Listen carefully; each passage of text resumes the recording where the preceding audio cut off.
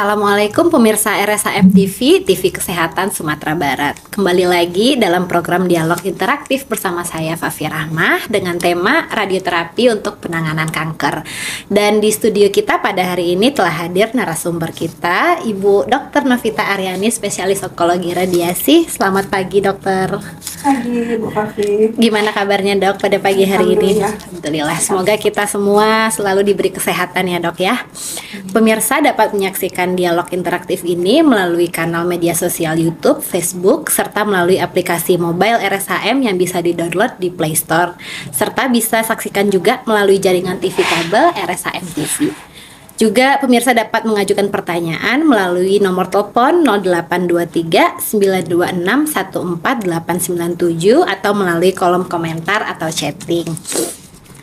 Nah, dokter, kita udah sama-sama tahu ya, Dok ya, tentang penanganan kanker. Kanker ini biasanya udah menjadi penyakit terbanyak di Indonesia pada tahun 2023 dan 2024. Biasanya ada kanker payudara, kanker serviks atau rahim, juga kanker paru. Sebelumnya boleh diterangkan sedikit, Dokter, kepada pemirsa, kanker itu apa sih, Dok? Sama gimana sih radioterapi ini juga dapat membantu kita dalam penanganan kanker gitu. Terima kasih. Assalamualaikum warahmatullahi wabarakatuh. Kali ini kita membahas tentang peran radioterapi dan terutama memang kasus-kasus yang kita tangani di radioterapi itu adalah penyakit ganasa. Nah, tadi Bu Fafi tanya tentang kanker ya. Kanker itu kalau di masyarakat awam bilangnya memang kanker ya bahasanya di masyarakat awam ya. Penyakit tumor ganas ya. Di mana sel-sel yang harusnya tumbuhnya mengikuti aturan-aturan yang sudah ada ya, tapi dia sudah berubah semua sistem pengaturan dalam sel, dia tumbuh tidak terkendali ya, kemudian bisa menginvasi ke jaringan sekitar dan terutama nanti yang ditakutkan dia mengalami penyebaran ke organ yang jauh, metastasis istilahnya. Jadi itu, dan dia bisa mempengaruhi seluruh ya sistem tubuh kita gitu ya, mempengaruhi fungsi organ. Nah, radioterapi itu sendiri apa kira-kira, Dokter, biar pemirsa tahu? Radioterapi adalah suatu penanganan penyakit keganasan ya, yang menggunakan radiasi pengion ya. Kalau di pasien kita bilangnya ke radioterapi itu untuk disinar, tapi memang sinar itu tidak kelihatan ya, tidak berwarna, tidak berbau, tapi dia berefek menghancurkan target sel-sel kankernya itu.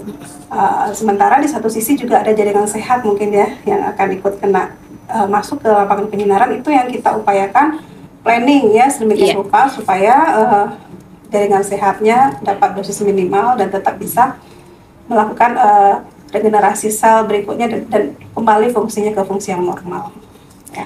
Jadi radioterapi itu ini ya, Dok ya, bisa jadi salah satu alternatif lain selain operasi. Ada juga barangkali kemoterapi ya, Dok ya. Nah, juga sekarang tuh juga ada alternatif. Sebenarnya terapinya untuk penanganan kanker kan multidisiplin ya. Ya, kita bilangnya kombinasi. Ya. Ada tempatnya masing-masing sesuai indikasi. Nah, kemudian bagaimana radioterapi ini mampu menangani kanker, Dok? Semisal ada suatu pasien gitu yang sudah terdiagnosa kanker gitu, gimana sih pasien ini dapat mendapatkan terapi radiasi ini, Dok?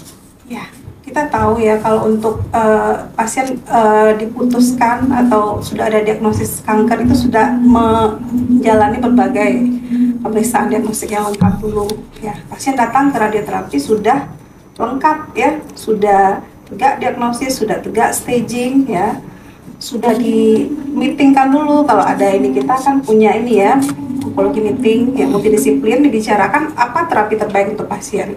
Dan ketika pasien terindikasi untuk di radioterapi, pasien akan dirujuk ke Departemen Onkologi Radiasi dan kita siapkan di situ segala sesuatunya ya. Konsultasi dulu di poliklinik, kemudian kita siapkan ya untuk tindakan selanjutnya untuk perencanaan radiasi dengan CT simulator, kemudian kita planning, kemudian kita lakukan verifikasi ya sudah sesuai, baru kita lakukan penyinaran. Dan kalau sudah mulai penyinaran itu tidak boleh putus-putus, karena penyinaran itu kan radioterapi bukan single, bukan pemberian satu kali tembak selesai, bukan. Jadi ada beberapa episode ya, beberapa fraksi kita istilahnya di radioterapi. Jadi pasien memang ketika datang awal itu untuk disinar punya komitmen untuk akan menyelesaikan radioterapinya. Jangan tiba-tiba udah merasa enakan 5 kali 10 kali sinar mau berhenti sinar, itu sama sekali belum signifikan hasilnya, malahan akan repopulasi lagi kankernya gitu ya. Sel-sel yang awalnya sudah mulai pingsan ya, tapi nggak optimal dosisnya ya, dia akan tumbuh lagi kankernya. Jadi sangat disayangkan kalau pasien yang sudah dikirim ke kita, sudah kita putuskan untuk disinar 25-35 kali tapi tidak menuntaskan terapinya, itu sangat disayangkan. Iya. Biasanya kanker radioterapi ini seperti kemo nggak dok? Kita kan tahu biasanya kemo ada yang rambutnya rontok gitu, ada efeknya nggak ya dok ya untuk ke pasiennya? Pasti ada ya dok ya. Kira-kira efeknya apa aja dok? Boleh dijabarkan mungkin? Efek samping radioterapi ini sifatnya lokal ya, tergantung organ apa yang kita sinar gitu ya. Mungkin organ kan dari kepala, leher, dada, perut, atau organ ini kita ya, ekstremitas anggota gerak kita. Itu tergantung. Kalau kasus yang banyak sekarang tuh payudara. Di daerah dada ya, terutama pada kulit dulu. Lokal dan regional sekitarnya memang kita masukkan ke lapangan penyinaran, itu akan ada efek sampingnya. Biasanya kulit ya, dan itu pun terjadinya tidak sama pada setiap orang ya, tergantung kondisi umum awal juga pada pasien masing-masing dan perawatan selama menjalani penyinaran. Dan kalau pasien kanker itu kita tahu ya, memang kondisi awalnya itu sudah kadang lemah, ada masalah intake juga gitu. Jadi bukan murni karena efek samping radioterapi saja pasien mengalami efek samping, tapi yang umum itu tergantung lokal. Kalau daerah kepala leher mungkin pasien mengeluhkan mulut kering, sariawan, nyeri tenggorokan. Nah itu yang kita lakukan edukasi sama penyinaran, dan juga kalau ada yang harus diobati sesuai gejala kita obati. Seperti itu. Kalau daerah perut ya, daerah perut bawah misalnya pada pasien-pasien kebidanan itu bisa juga efek sampingnya diare. Jadi pasien nggak perlu khawatir gitu ya dok ya untuk efeknya. Nah, dan kita berikan penjelasan dari awal ke kondisi pasien bagus ya, insya Allah dia bisa menjalani radioterapi ini dengan nyaman gitu ya, bisa selesai dan pasien survive setelah itu. Alhamdulillah dari pengalaman yang kita sudah lihat pada pasien-pasien kita ya.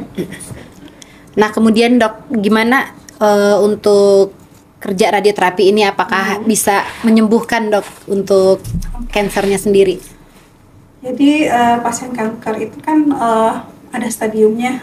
Jadi kalau diharapkan kalau pasien datang pada gejala yang masih stadium awal gitu, kita berharap itu indikasinya masih bisa kita usahakan untuk sembuh ya, kita istilahkan dengan kuratif. Nah, jadi pasien bisa kita lakukan radioterapi dengan teknik radiasi eksternal. Kemudian untuk pasien kebidanan contohnya ya, pasien cervix, endometrium, kita lakukan radiasi eksternal 25 kali, kemudian kita lanjutkan dengan brachyterapi, kemudian kontrol. Setelah itu ikuti semua saran-saran dan upaya-upaya tambahan. Setelah itu pasien akan pulih kalau stadiumnya masih awal dan bisa survive ya, survive. Yang penting diperhatikan adalah intake ya, intake selama penyinaran, dan syarat-syarat sebelum melakukan penyinaran juga status hematologis ya, dalam hal ini hemoglobin pasien minimal 10 ya. Ada syarat tertentu ya dok ya? Itu kan sangat terkait dengan asupan nutrisi pasien. Iya, jadi ini radioterapi juga pasiennya juga harus proaktif ya dok ya, bagaimana menjaga asupan gizi yang baik untuk selama penyinaran gitu ya dok ya. Terus kalau untuk ininya gimana dok? Untuk terapi paliatifnya bisa juga dok kita berlakukan radioterapi? Jadi memang kasus-kasus keganasan yang dikirim ke radioterapi itu tidak hanya semata-mata yang masih awal gitu, yang masih kita harapkan bisa hilang atau sembuh gitu tumornya, tapi banyak juga pasien yang datang memang sudah di end stage ya. Di pasien itu keluhannya sudah ke penekanan karena ada metastasis, misalnya metastasis tulang, atau ada pendarahan, atau sudah ada penekanan ke organ kritis, misalnya pada pasien-pasien keganasan di daerah dada ya, pasien-pasien dari tulang sejawat spesialis paru gitu ya, sudah ada sindrom vena cava superior contohnya gitu. Ya kita lakukan terapinya paliatif. Paliatif kita tahu ya istilahnya hanya untuk menangani gejala semata, tidak untuk menyembuhkan. Jadi prinsip pemberian radiasinya pun dengan dosis minimal ya, dan tidak lama tentunya. Hanya untuk mengatasi gejala yang ada saat itu saja, meningkatkan quality of life pasien saja. Jadi bisa juga radioterapi ini kita manfaatkan untuk meningkatkan kualitas hidup pasien ya dok ya. Iya, betul. Ya. Nah pemirsa, jika ingin bertanya atau ingin tahu lebih dalam tentang radioterapi ini bagaimana untuk penanganan kanker, silahkan boleh disampaikan melalui kolom komentar atau juga bisa melalui jaringan telepon, silahkan.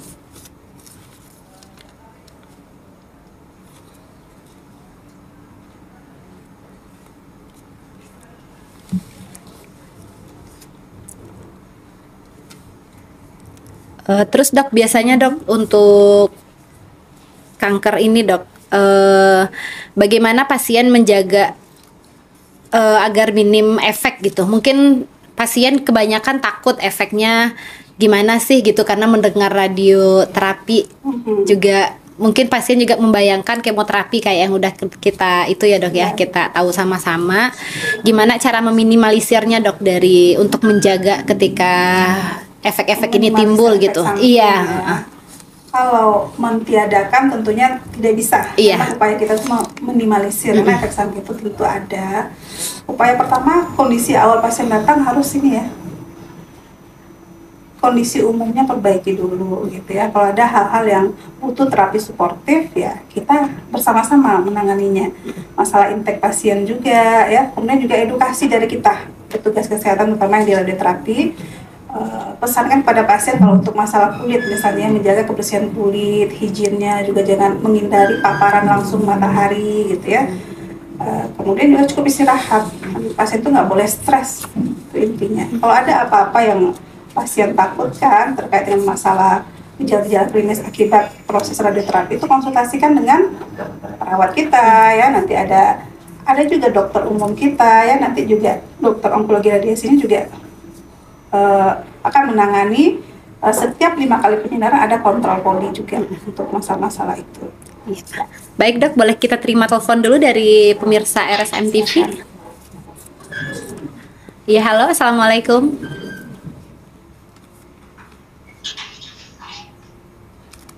Halo.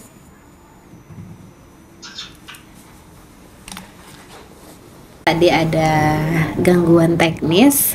Sekarang boleh kita lanjutkan dok untuk pertanyaan dari pemirsa RSM TV-nya. Saya bacakan dulu pertanyaan di kolom komentar dokter. Ini ada dari Ibu Reni. Kira-kira bagaimana dok persiapan untuk pasien ketika kita akan menjalani radioterapi ini dok? Persiapan pasien untuk radioterapi sebagaimana halnya terapi-terapi yang lain yang memang serial gitu ya. Kondisi umum pasien ya, asupan nutrisi ya, nutrisi yang cukup ya. Kalau pasien keganasan di daerah kepala leher mungkin ada gangguan ya, gangguan menelan juga. Itu diselesaikan sebelum kita memulai penyinaran, sudah teratasi masalah intake pasien ya.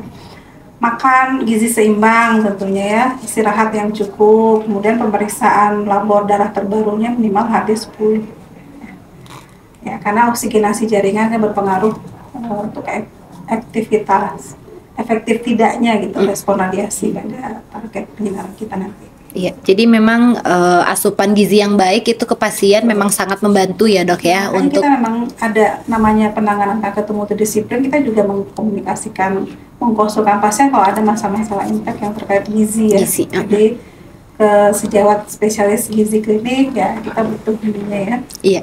Untuk penanganan masalah intake pasien. Semua udah tersedia dok ya layanannya di rumah sakit kita ya dok ya. Oh iya, luar biasa. Boleh pemirsa yang lain silahkan. Yang masih ingin mengajukan pertanyaan masih saya buka.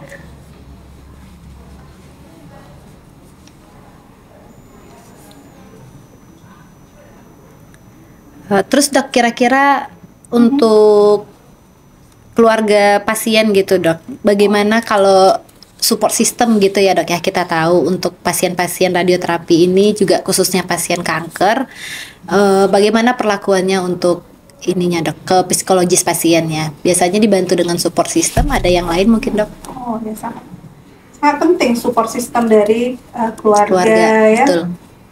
Pasien itu kita tahu sendiri, pasien yang merasakan sakitnya bagaimana ya.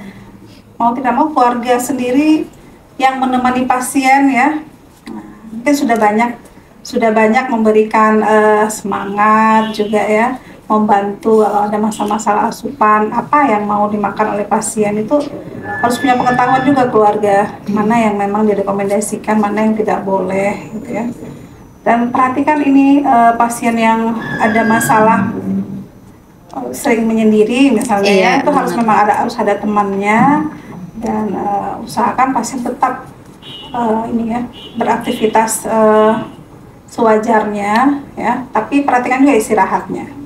Kadang pasien terlalu semangat, dia merasa baik, oke saja, tetap mengerjakan pekerjaan-pekerjaan seperti biasa sebelum dia sakit, itu kan akan membebani ya, akan menurunkan kondisi pasien kalau itu tidak ada keluarganya yang membantu. Iya benar. Dari pengalaman dokter selama praktek bagaimana dok? Berpengaruh banget nggak dok biasanya untuk ke psikologis pasien selama menjalani pemeriksaan radioterapi ini dok? Sangat berpengaruh. Kalau memang pasien ada beberapa pasien memang tidak ada support system dari keluarganya ya, kemana-mana mengurus sendiri, itu sangat kita lihat memang kecapean pasiennya dan juga efek samping sinarnya lebih berat tentunya ya. Pasien capek, mungkin nanti HB-nya turun, tak ada yang memperhatikan makannya, bisa terputus penyinarannya ya, kemudian mungkin dirawat karena tambah darah. Nah, itu mempengaruhi kondisi saat pasien datang ya, dan kondisi selama dia menjalani penyerahan itu sangat berpengaruh kepada efektif atau tidaknya hasil terapi kita nantinya. Iya. Jadi memang supporting sistem dari keluarga itu sangat penting ya dok ya. Iya. Tentunya kita harus dibekali dengan ini ya dok ya, iman yang kuat juga terlepas dari support system ya dok. Pemirsa RSHM TV, kita masih buka kolom komentar. Jika ada pertanyaan silahkan.